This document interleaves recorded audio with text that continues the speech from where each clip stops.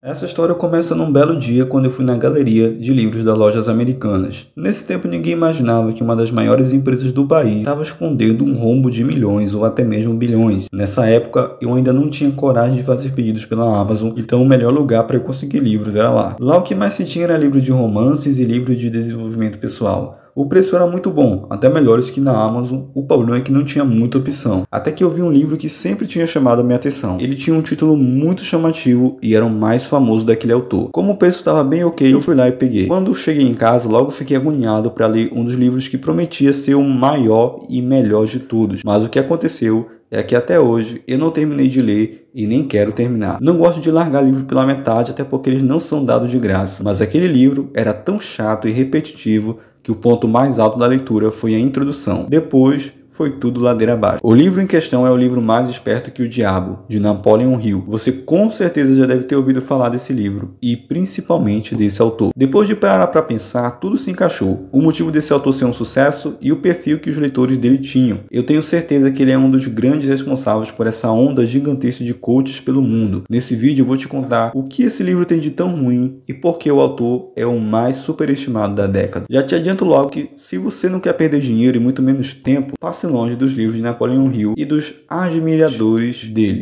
A história é a seguinte: certo dia Napoleon Hill se encontrou com um diabo. Durante esse encontro ele aproveitou a ocasião e entrevistou o próprio capeta. Aí você me pergunta, mas o diabo não é o pai da mentira? Qual o sentido de confiar nas palavras de um mentiroso? Segundo Napoleon Hill, o truque que ele usou para proibir o diabo de mentir foi o seguinte: logo no começo da entrevista ele deu uma ordem. Diabo, eu te ordeno que você fale somente a verdade e nada mais, em nome de Deus. Segundo o autor, isso força o pai da mentira a falar a verdade. E o livro todo é baseado nesses diálogos. Eu sei que tudo pode ser uma metáfora, mas no livro pelo menos é contado como se fosse um encontro verdadeiro e acredita quem quer e tal.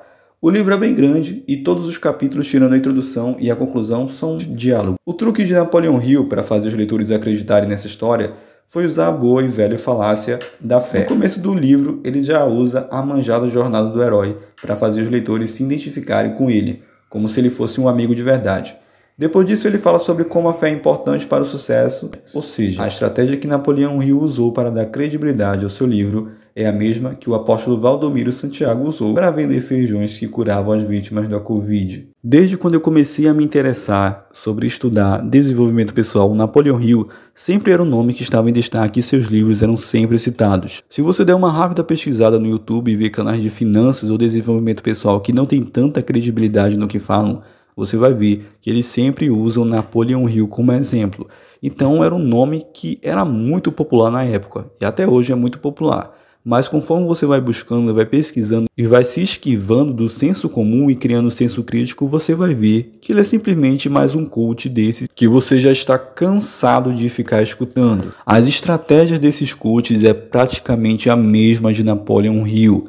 Eles alimentam a esperança do público, iludem o público afirmando que eles sim podem ter o mesmo destino e o mesmo sucesso dos palestrantes. Porém, eles nunca ensinam o público a serem independente deles.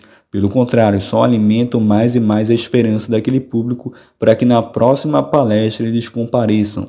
Nenhum deles dá o seu conteúdo realmente de graça. Sempre no final tem alguma coisa para ser vendida. Nas palestras eles também usam muito a jornada do herói. Contam aquela velha história de que eram pobres, queriam sair da miséria, queriam conquistar as próprias coisas e aí começaram a agir e conseguiram hoje conquistar a riqueza. Mas nós sabemos que muitas dessas pessoas estão envolvidas em esquemas desonestos, esquemas de pirâmides, roubos, escândalos e mais escândalos e através disso conseguiram a sua riqueza. E hoje em dia a principal ferramenta dessas pessoas para adquirirem riqueza, acredito ou não, são simplesmente as palavras. As palavras e as histórias que eles contam são a ferramenta para ganhar o pão deles de cada dia. Através das palavras deles, eles alimentam a esperança de alguém que acaba se iludindo. O nome dessa ferramenta é storytelling. Ela não é uma ferramenta desonesta, é uma ferramenta para você contar uma história que prende o espectador do início ao fim dela.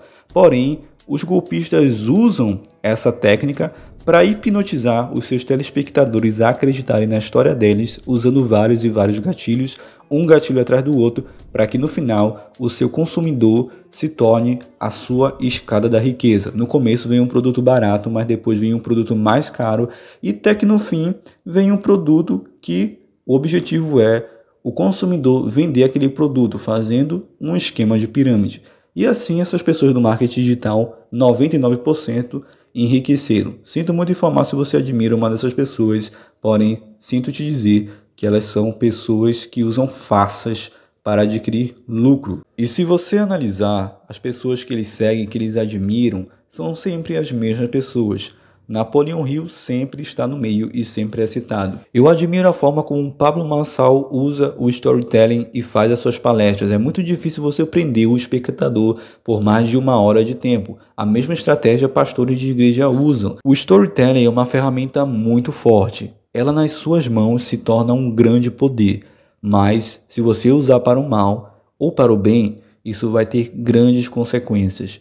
Napoleão Hill usou essa estratégia para prender os telespectadores, os leitores, no seu livro do início ao fim. Ele realmente soube muito bem usar essa ferramenta, mas no livro Mais Esperto do que o Diabo, essa ferramenta falha. Eu não sei se é porque ele simplesmente estava sem ideias, mas com certeza deve ter sido porque o livro é bem diferente dos seus outros, já que os outros contam uma história de início ao fim e Mais Esperto que o Diabo é um livro sobre diálogos, é uma entrevista. Isso torna o livro praticamente diferente dos outros gêneros e bem mais difícil de se trabalhar o storytelling. Deve ser por isso que eu achei a leitura tão tediosa e repetitiva.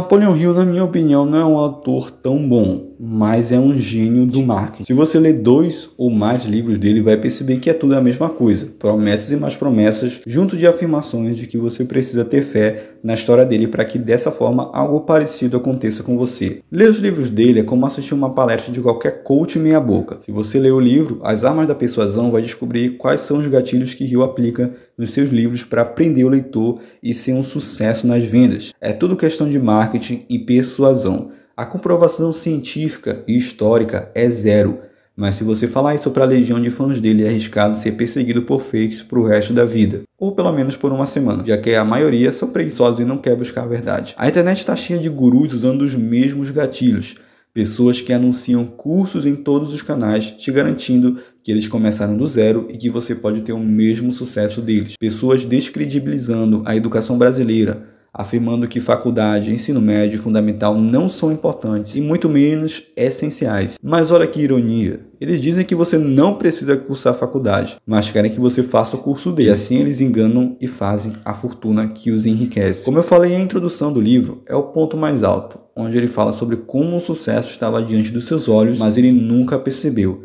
E adivinha qual é a palavra que ele mais usa em seu favor nesse capítulo? Obviamente, a palavra fé. É incrível a forma como essas pessoas usam o nome de Deus e a religião para manipular as massas que têm um pouco conhecimento. O mais incrível ainda é a forma como eles não têm um pingo de temor sobre as consequências divinas que a própria fé que eles confirmam seguir pode trazer. Outro ponto bom nos livros de Hill é a forma simples como ele escreve. Dessa maneira ele consegue conquistar um público mais popular e iludir pessoas do jeito mais fácil e barato, pedindo para elas terem fé e confiar. Mais Esperto que o Diabo tem os seus pontos bons, mas são poucos. Até hoje esse livro continua na minha estante, aguardando eu terminar a leitura. Sinto muito, mas ele vai ficar um bom tempo esperando. Cada livro lido é um novo conhecimento, novas experiências e um passo além do senso comum. Não tem como fugir da manipulação, só fazendo o que os mestres da manipulação querem que você faça.